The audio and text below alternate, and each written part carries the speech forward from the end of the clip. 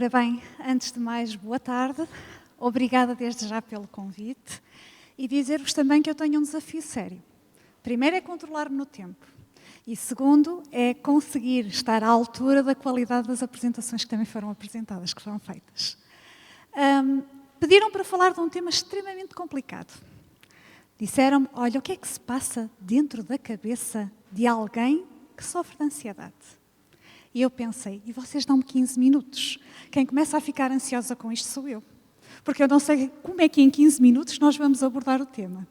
Então nós vamos, de alguma forma, dar aqui umas pinceladas, está bem? O meu objetivo não é dar-vos respostas, é trazer-vos perguntas. E com essas perguntas, vocês procurarem informação. E eu começaria por colocar algumas questões. E a primeira é, o que é a ansiedade? Será que isto é bom? Será que isto é mau? Segunda questão. Será que eventualmente ter ansiedade e ser uma pessoa ansiosa é a mesma coisa?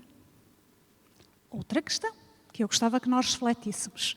E elas vão servir de base, eu não trouxe apresentação, eu só trouxe notas para mim, está bem? Elas vão servir de base para aquilo que nós vamos refletir. Será que não ter ansiedade é o equivalente a ser saudável? E o que é que se passa dentro da minha cabeça? Eu gostava de partilhar convosco duas experiências reais. Alguns provavelmente já me ouviram falar sobre isso. No ano de 2020, em pleno confinamento, na altura o meu sobrinho tinha 10 anos de idade. E a minha cunhada partilhava esta experiência comigo. Olha, o Gabriel tem andado um bocadinho agitado. Nada de transcendente, mas andou ali umas semanas bastante agitado e com muita sede. De cada vez que eu dava por ela, o Gabriel estava agarrado à água. Se eu não tivesse cuidado, onde é que eu ia encontrar o Gabriel? A beber água. Qual é a nossa percepção quando alguém tem muita sede descontextualizado? Será que aquela criança tem diabetes? E foi o que a mãe fez. Levou o meu sobrinho ao médico, tentaram aferir o que é que se passava e ficou extremamente surpreendida quando aquilo que o médico lhe diz é, olha, o seu filho está perfeito a nível fisiológico, não tem diabetes, o que ele tem é ansiedade. E nós perguntamos, o que é que beber água tem a ver com ansiedade? O que é que estar um bocadinho alterado tem a ver com ansiedade? Alguns anos atrás, o meu filho mais novo andava na altura no 5º ano, tinha 10 anos também, e eu combinei que íamos almoçar, mas eu tinha noção que ia chegar um bocadinho mais atrasada. E acabei por lhe dizer, olha filho, espera um bocadinho na escola, eu vou chegar mais atrasada, mas eu vou ter contigo. E ele faz-me uma pergunta muito desafiadora. Ele diz-me assim, eu não posso ir ter contigo ao teu trabalho. Porquê que aquela pergunta era desafiadora? A distância entre a escola dele e o local onde eu trabalho, 400, 500 metros. Mas é uma zona extremamente movimentada. É uma zona que tem várias escolas, é uma zona habitacional e é uma zona comercial. E eu já presenciei inúmeros acidentes. E também já presenciei alguns atropelamentos. Então, quando ele me faz aquela pergunta, o primeiro pensamento que me vem à mente, que não foi verbalizado, foi, não sais, ficas na escola. Mas na altura eu pensei, não, então, mas esta criança tem que ganhar alguma autonomia. Além disso, ele não era o primeiro que estava a passar por esta experiência. Os irmãos já tinham passado por esta experiência também. E eu acabei por fazer aquelas recomendações típicas das mães. Vens com calma, no passeio, não corres, atento, olhas para os lados. Bom, o que é certo é que na hora do almoço, na altura estipulada, ele aparece completamente esbaforido, completamente transpirado, claramente a ter ignorado todas as minhas recomendações. Mas porquê é que eu vos trago este exemplo? Porque o problema foi naquela manhã. Vocês não imaginam a quantidade de vezes que eu estive para pegar no telefone, ligar para a escola e dizer, este menino não sai da escola. Porque aquilo que começou a acontecer na minha mente foi que eu comecei a visualizar uma série de cenários possíveis. Ou seja, eu já só via o meu filho a ser atropelado. Eu via alguém a vir pela rua e a pegar numa criança desprotegida e a meter no carro e levar. E depois, às vezes, aquilo que me ocorria era algo do género. Mas se ele tiver algum imprevisto, se ele for atropelado, a culpa é de quem? A culpa é tua. Tu é que foste irresponsável, tu é que permitiste que isto ocorresse. Daí, até saltar rapidamente para o pensamento de que estás a ser irresponsável enquanto mãe, foi um instante. E a pergunta que eu coloco é, estamos a lidar com o quê? O que é que se estava a passar na nossa cabeça naquele momento? E, na realidade, estas duas experiências que eu vos estou a dizer, nós estamos a lidar com medo ou com ansiedade? Se eu vos colocasse esta questão, provavelmente iria obter muitas respostas diferentes. Uns diriam, estamos a lidar com medo. Outros diriam, estamos a lidar com ansiedade. E outros diriam, olha, estamos a lidar com os dois. Não faço a mínima ideia. O medo é uma reação emocional percebida a uma ameaça, que é algo que nós percepcionamos no presente. A ansiedade percepciona uma ameaça no futuro. Só qual é a ligação com o medo? Exatamente o que aconteceu comigo. Eu perspectivei uma série de cenários no futuro, a possibilidade de acontecer algo, de ele vir a ser atropelado, e o medo levou-me a tentar agir na perspectiva de condicionar a atividade dele. Agora, o que nós temos que pensar é, o que é que estas situações têm em comum e de que forma é que isto se passa na cabeça de todos nós? Porque todos nós passamos por isto. Primeiro, todas as situações têm sintomatologia associada.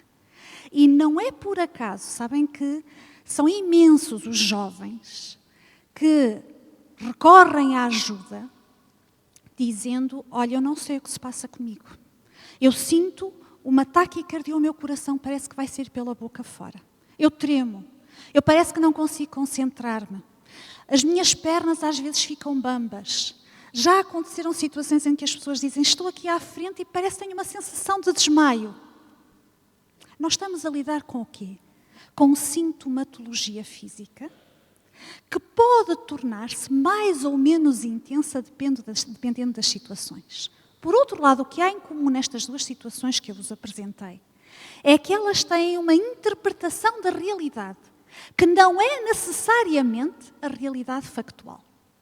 Além disso, nós temos aqui uma situação em que nós temos um mecanismo normal, inerente, protetor ao ser humano, porque o medo tem essa função. Se eu não tivesse medo do lume, o que é que aconteceria? Eu queimava-me com frequência. Pode ou não pode ser algo que vai contra a minha integridade física? Então ele tem um papel protetor. Mas quando é que o medo e a ansiedade deixam de ter um papel protetor e passam a ser algo que é considerado patológico, que deixa de contribuir para a nossa saúde? Sabem que aquilo que ocorre frequentemente é que nós temos pessoas que são expostas à mesma situação e umas vivenciam-no de uma forma relativamente desafiadora, mas controlável, e outras vivenciam-no de uma forma extremamente desafiadora e ansiosa. Vamos imaginar um exame, já que estamos a falar maioritariamente para uma população de jovens estudantes. Porquê é que alguns de nós dizemos, eu cheguei ao exame, deu-me uma branca, fiquei tão aflito que tive que sair? E porquê é que há outros de nós que dizem, eu estive no exame, tive alguma dificuldade em concentrar-me, mas lá fui? Estamos ou não estamos perante a mesma circunstância? Então, porquê é que temos respostas diferentes? Uma das terapias que é utilizada com mais sucesso nos casos de ansiedade, depressão e outros é a terapia cognitivo-comportamental. E ela baseia-se num pressuposto. O pressuposto que diz que aquilo que nós pensamos está intrinsecamente associado àquilo que nós sentimos, às nossas emoções. E que as nossas emoções e os nossos pensamentos estão intrinsecamente associados à forma como nós nos comportamos, às nossas ações. E as nossas ações acabam por retroalimentar, por ter influência no que pensamos e no que sentimos. É quase como se isto fosse circular. E é incrível porque a palavra de Deus tem detalhes fabulosos. Provérbios 23:7 diz assim: Porque como ele pensa no seu coração, ora digam lá, assim ele é. O que é que isto está a traduzir em termos práticos? Aquilo que tu pensas traduz-se na forma como tu vivencias e como tu ages. Jesus dizia, da abundância do coração, disso fala a boca. Estamos a falar de quê? Lei da ação, reação. A nossa mente não é muito diferente. E eu gostava de transpor isto agora por um exemplo real, para nós percebermos como é que isto ocorre no nosso dia-a-dia. Há alguns anos atrás, uma amiga fez-me uma surpresa e fez-me um bolo. E levou-me o bolo lá à casa e tivemos um bom momento. E trouxe-o numa transportadora de bolos, numa boleira. E eu já não sei o que é que ficou combinado, mas o que é certo é que iríamos devolver a boleira posteriormente. Mas eu tenho que reconhecer que eu, às vezes, tenho muita dificuldade em cumprir prazos. Existem sempre tantas coisas na nossa agenda, como dizia o Zé, que devolver uma boleira à Ana, à minha amiga, não era a prioridade. E reconheço que aquilo ficou para aí uns 2, 3 meses ali no balcão da cozinha. É verdade que cada vez que eu entrava na cozinha dizia, tenho que ligar à Ana, tenho que devolver a boleira. Até ao dia em que disse, acabou, tem que ser hoje, pegas no telefone e ligas, porque senão vai ficar aqui mais 3 meses. Liguei, mas a Ana não me atendeu. Mandei-lhe mensagem, Ana, tenho que te devolver a boleira. A Ana não respondeu. Pronto, ok, pode estar ocupada, pode ter trabalho. Quantas e quantas vezes eu não consigo responder aos telefonemas e às mensagens. Na semana seguinte voltei à carga. Mas a Ana continuou em silêncio. E eu aqui comecei a ficar preocupada. Será que aconteceu alguma coisa? Será que a Ana está doente? Mandei-lhe uns e-mails. A Ana não respondia. Eu posso vos dizer que isto foram cerca de 3 semanas. Nessa altura, na minha cabecinha, já rodavam coisas do género. Será que a Ana está zangada comigo porque eu não lhe devolvi a boleira? Pois, realmente. Se me tivessem feito a mesma coisa, eu também não ia achar muito engraçado ficarem com uma coisa minha durante 2 ou 3 meses. Acho que é uma falta de consideração. Mas caramba, se ela está zangada comigo, poderia pelo menos atender o telefone e nós conversamos as duas. Então vamos estragar uma amizade por causa de um bocado de plástico? Mas a culpa é minha, no meio disto tudo. Agora imaginem isto exponencialmente aumentado e sempre presente na minha mente. O que é certo, isto que eu vos estou a dizer, tem um nome que se chama pensamentos intrusivos. Daqui a um bocadinho nós vamos falar sobre eles com mais calma. Mas o que é certo é que, passado algum tempo, a Ana ligou-me e diz-me assim, olha, Cristina, desculpa, estava super atrapalhada em termos de trabalho. Não consegui atender a tua chamada, depois fui para fora, mas olha, o que nós tínhamos combinado é que era eu que te ia ligar para ir buscar a boleira. Pois é, andei ali a sofrer durante umas semanas, com uma série de cenários produzidos pela minha mente, que eram parcialmente verdade. E é isto que a ansiedade faz. Pega em probabilidades e transforma-as em certezas. Leva-nos a viver aquilo como se isto fosse uma realidade absoluta. Agora, o que é que normalmente nós fazemos perante uma situação que é desconfortável? Nós evitamos as situações desconfortáveis.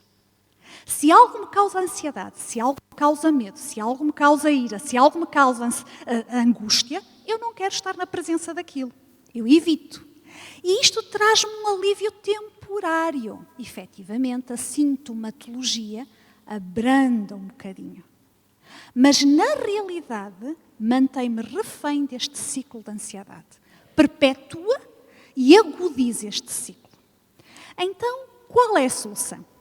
E eu quero partilhar convosco 3 estratégias. Elas são compreensíveis e exigem que nós estejamos concentrados para as pôr em prática. E eu só vou dar umas pequeninas pinceladas, está bem? 3 palavras-chave e já vamos falar sobre elas. Aceitar, questionar e expor. Aquilo são os meus copianços. Faz favor de não olharem para trás, que é para eu não me perder no que estou, no que estou a dizer-vos. O que é isto de aceitar? Quando nós estamos a lidar com pensamentos pensamentos que são desconfortáveis ou com alguma situação ou alguma emoção que nos é desconfortável, nós, regra geral, não queremos aceitar aquilo. É como se isso fizesse de nós más pessoas, ou incapazes, ou impotentes. Vamos começar um bocadinho pela parte final, por isto da exposição. Lembram-se de eu vos ter dito agora mesmo que quando nós estamos perante uma situação que percepcionamos como desconfortável, nós evitamos estar nessa situação, pois devemos estar expostos. O que é isto da exposição? Quando nós somos expostos àquilo que é desconfortável, nós criamos um mecanismo que se chama dessensibilização. E agora eu vou pegar aqui num exemplo. Imaginem que o Pedro me convidava para irmos à praia. Vamos até Vila do Conde, Pedro. Okay? Aquela água quentinha em Vila do Conde. Até doem os ossos de cada vez que nós entramos naquela água. E eu gosto imenso de água. O que pode acontecer é, eu só tenho duas hipóteses. Fui com o Pedro, fomos os dois à praia. Aquela água está fresquinha. Eu ou entro a correr e dou um grande mergulho, ou então eu vou-me habituando progressivamente. Mas o que é certo é que, seja qual for a estratégia pela qual eu opte, depois de estar na água, de brincar, de nadar, de saltar, eu sou capaz de olhar para o Pedro e dizer-lhe assim, mesmo que eu esteja com os lábios roxos, olha Pedro, a água não está assim tão fria como nós inicialmente calculávamos, porque alguém ligou o esquentador, aqueceram a água do mar. O que é que aconteceu? O meu corpo adaptou-se, habituou-se, criou mecanismos para lidar com aquilo. Desensibilizou-se parcialmente para o frio. Este é o processo que está implícito na questão de nós, de alguma forma, enfrentarmos aquilo que é constrangedor. Portanto, tanto posso fazer de uma forma mais repentina, como poderei fazê-lo de uma forma mais gradual. Aquilo que nós temos que ter noção é que a possibilidade de uma coisa má frequentemente é pior do que a coisa má em si mesmo. A ideia que nós criamos da situação muitas vezes é pior do que a situação em si mesmo. E porquê é que é importante nós expormos-nos às situações? Porque o facto de não contrariarmos isto leva a que gradualmente percamos a capacidade de nos expormos ao risco. E ao perdermos a capacidade de nos expormos ao risco, nós partimos ou assumimos como premissa válida algo que não é real. Sempre que eu tenho medo, eu estou em perigo. Isto não é verdade. Eu posso apanhar um susto, eu posso estar com medo neste momento. Não significa necessariamente que eu esteja em perigo. Mas a nossa mente vai-me produzir esse pensamento. A segunda estratégia eu tinha-vos dito, aceitar, questionar e expor. Falamos sobre a exposição. Vamos falar sobre o questionar. O que é isto do questionar? Traduzindo numa frase muito simples é, nem tudo o que me passa pela cabeça é verdadeiro. Okay? Não é pelo fato de me ter passado pela cabeça que o pensamento só por si é válido ou verdadeiro. Mas quem lida com ansiedade em níveis que já são níveis mais patológicos, está constantemente a lidar com pensamentos que assume como verdadeiros ou como reais e que são causadores de profundo sofrimento. A isto de questionar os nossos pensamentos, nós chamamos reestruturação cognitiva. Todos nós, qualquer um de nós, tem pensamentos intrusivos. Pensamentos que surgem no fluxo normal dos nossos pensamentos e que, dependendo da nossa fragilidade ou não, poderão causar-nos maior ou menor situação de desafio. O que é que são pensamentos intrusivos? São percepções incorretas que alimentam a nossa ansiedade. Eu vou-vos dar um exemplo muito simples. Vou utilizar aqui 3 palavrões, mas vocês rapidamente irão conseguir acompanhar. Só para perceberem que isto ocorre em qualquer pessoa. Por exemplo, um pensamento intrusivo, que também pode ser classificado como uma distorção cognitiva, é a hipergeneralização. E nós dizemos, o que é isso traduzido em miúdos?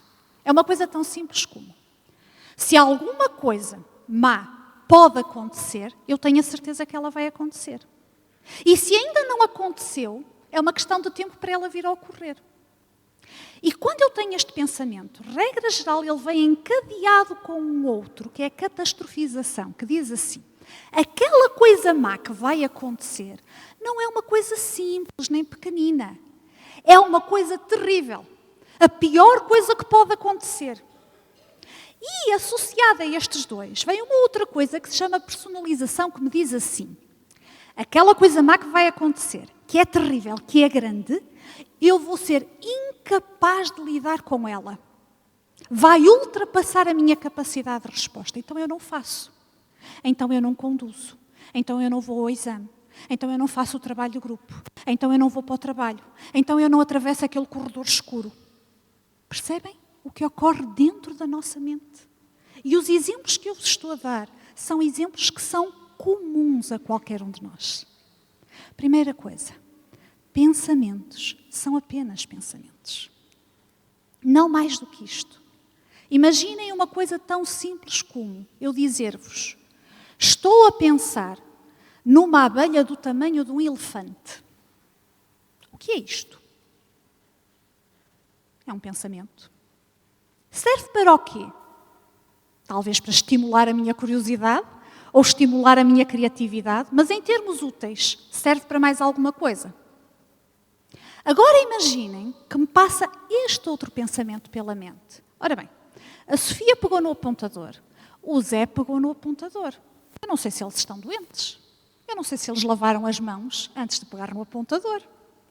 Eu não sei se alguém desinfetou o apontador. E se um deles estiver doente e não souber?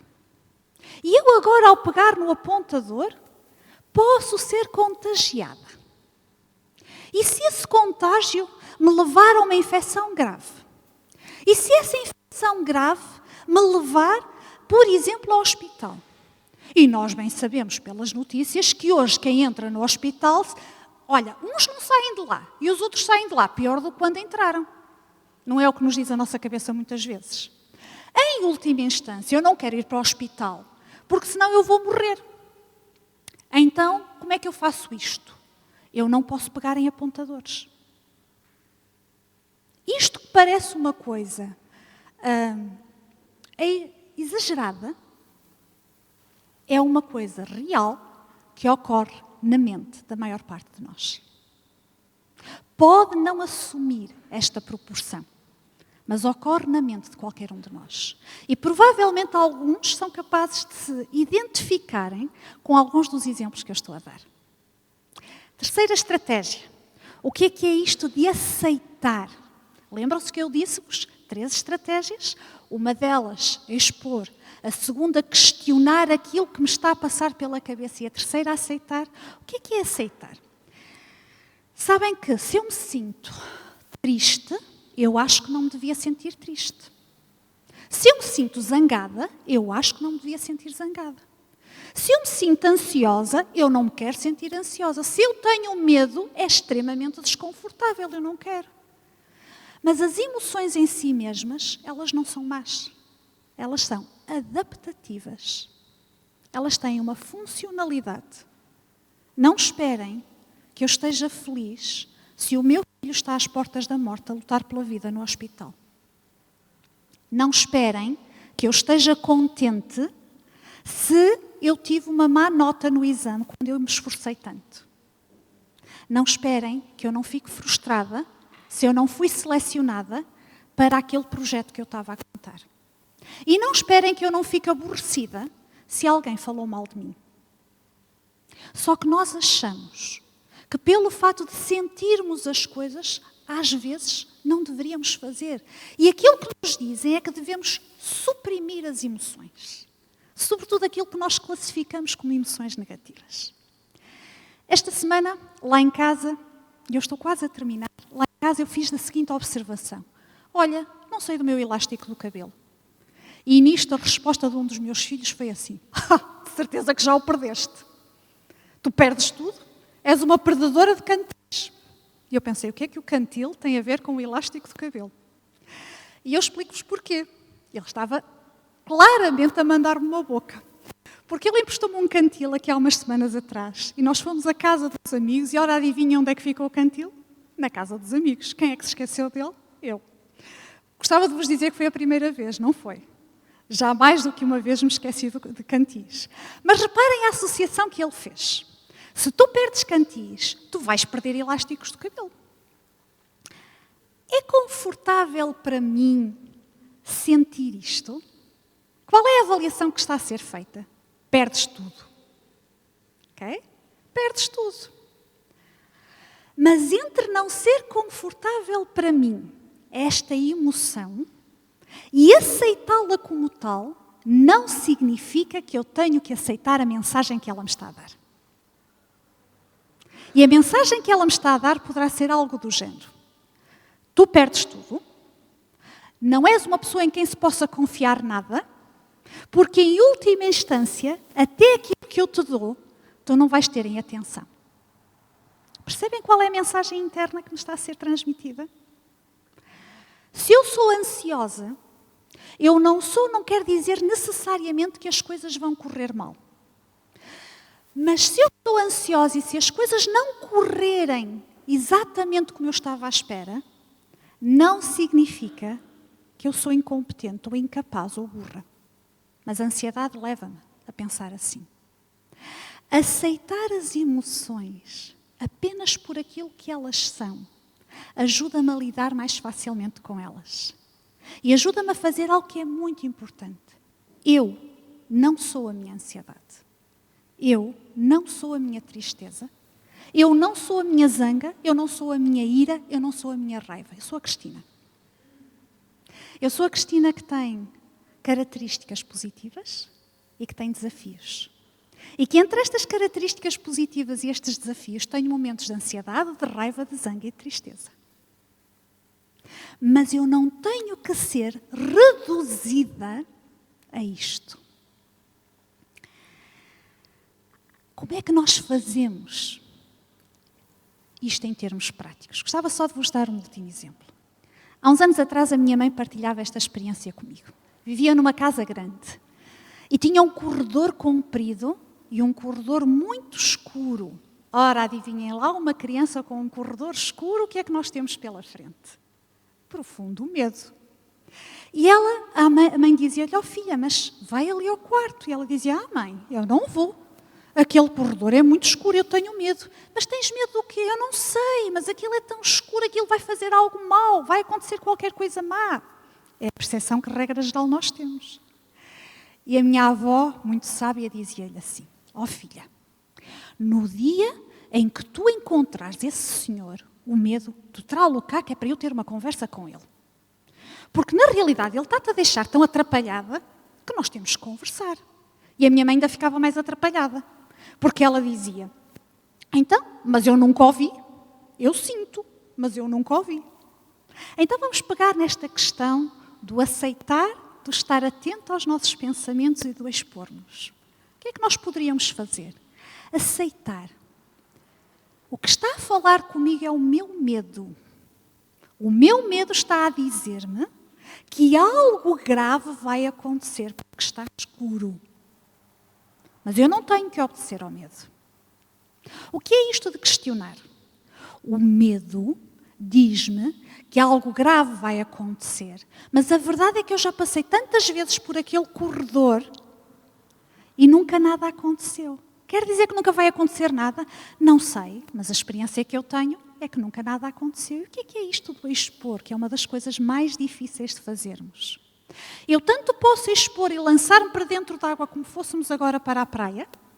Então o que eu faço é eu atravesso aquele corredor de uma ponta à outra, mesmo que eu tenha toda a sintomatologia do meu corpo em alvoroço.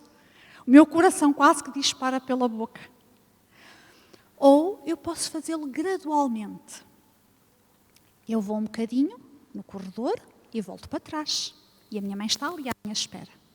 Eu avanço um pouco mais, falo com a minha mãe e ela responde. E depois espero 30 segundos naquele corredor. E depois volto para trás. E assim sucessivamente. Sabem, nós temos que nos expormos àquilo que nos causa medo e desconforto enquanto sentimos o medo. Nós muitas vezes estamos à espera de nos sentirmos tranquilos ou que estes pensamentos acalmem na nossa cabeça para ser um indicador de que temos sucesso. Isso é errado. Nós nunca vamos chegar lá. O que nós vamos começar a perceber é que nem tudo aquilo que está dentro da nossa mente é efetivamente a realidade ou os factos. E eu gostava de terminar partilhando convosco 2 últimas reflexões. Há um versículo que eu gosto muito, está em 1 Pedro 5,7, e diz assim: humilhai-vos, pois, debaixo da potente mão de Deus, para que a seu tempo vos exalte, lançando sobre ele toda a vossa ansiedade, porque ele tem cuidado de vós. Sabem porque é que eu gosto deste versículo? A Bíblia é plena de detalhes.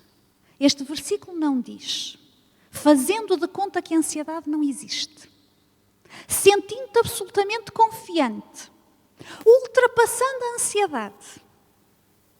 Diz que ela existe. Deus que nos criou e que nos conhece, sabe que todos nós vamos passar por estes momentos na nossa vida. E o que Ele me está a querer dizer é que eu não preciso de passar por isto sozinha. Eu não preciso ficar assoberbada por isto. Partilha o teu fardo comigo. Porque quando eu tenho o filho no hospital, eu não consigo mais nada a não ser a dor. Quando as coisas não estão a correr, ou eu tenho desafios na minha vida, ou parece que eu não tenho explicações de porque é que a minha mente está a reagir assim, parece que eu não consigo ver mais nada. E o que Deus me está a dizer é que existe algo para além daquilo que eu estou a ver. Eu não sou reduzida àquela emoção.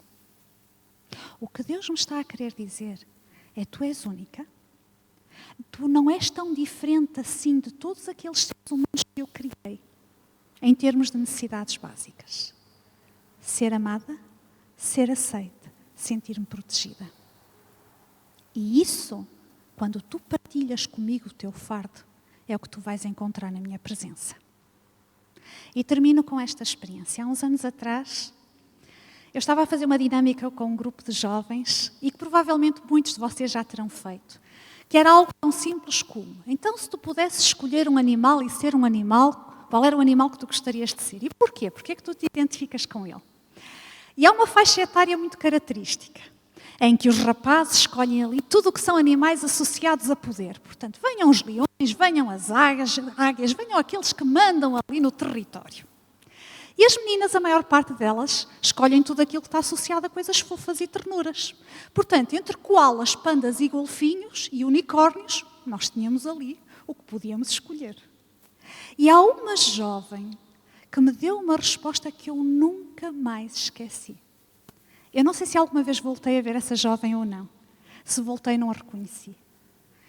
Esta é uma das características de estar a ficar um bocadinho jurássica, não é? Aquilo que há bocado a Sara dizia como um elogio, eu tomei-o como um elogio, eu começo a pensar: caramba, o tempo passa muito depressa. Tendo em atenção que há 20 e tal anos eu estava nesta igreja enquanto estudava e fui muito bem acolhida. E esta jovem disse-me assim: eu sou um pardal como tantos outros. Aparentemente não me destaco de ninguém, mas não há ninguém igual a mim.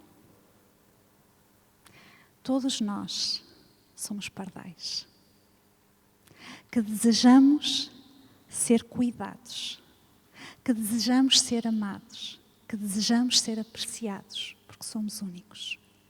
A ansiedade, os pensamentos na nossa mente reduzem-nos a uma nulidade. Dizem que tu és aquela que falha, aquela que não consegue, aquela que nunca vai ultrapassar. E Deus está-me a dizer: tu és aquela que foste criada à minha imagem e semelhança e que na minha presença és capaz de atingir tudo aquilo que eu tenho para a tua vida, a plenitude. Obrigada pela vossa atenção.